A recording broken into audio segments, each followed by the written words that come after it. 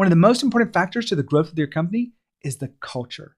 Culture is the driving force of your business. It's more important than strategy, and it is what shapes the work that gets done and how everyone feels about what's going on inside the company.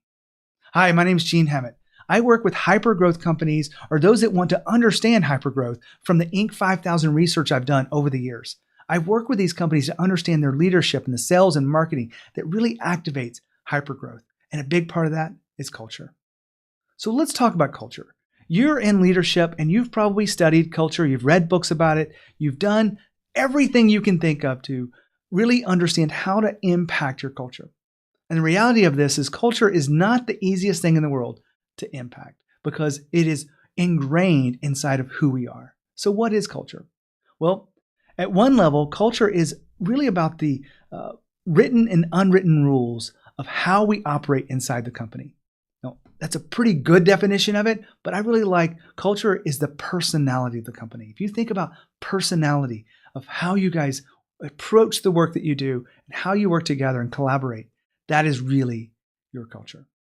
So if you want to understand where you are right now with your culture or what I call the Growth Culture Scorecard, you can measure yourself on 8 different objectives, and those objectives will tell you where to focus your attention so that you can really impact your culture in the next phase of growth. So let's look at this from one perspective. One of those objectives is mission. So I'm going to read off a few of these, and I want you to think about where you stand right now as it relates to the mission of the company. So the first is A. You thought about this in the beginning and put more focus on your strategy. B. You used to have mission, but now we're just going so fast it is hard to see it. C. You have a clear mission and it helps you lead a purpose-driven company. D. You see how mission unifies the team and guides you to your moonshot. Now, which one are you best with? A, B, C, or D?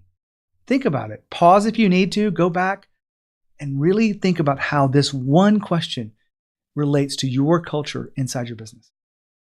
Now, this is just one slice of it. If you want to see where you stand on all 8 objectives, then just go to genehammett.com/culture, absolutely free. You just go in there and start answering questions, and it will give you a score. Now, how do you create impact with your culture? If you're thinking about how do you really make a move here, I want you to think about this in 3 simple steps. The first one is get your score. Just go to genehammett.com/culture and find out what your score is. Secondly, share the culture scorecard with others in your team. Have 2, 3, 4 of you do the same test and see what their score is. The real challenge here is there a gap between the way they see the culture and the way you see the culture? And do those separately and bring them together. The third piece is discuss it together. Really figure out where there are some gaps and then decide together which one of those areas is most important for you to focus to have the biggest impact on your business. All 8 objectives are really important if you want to have a growth culture, but you can do it just by taking the test. So just go to genehammett.com/culture.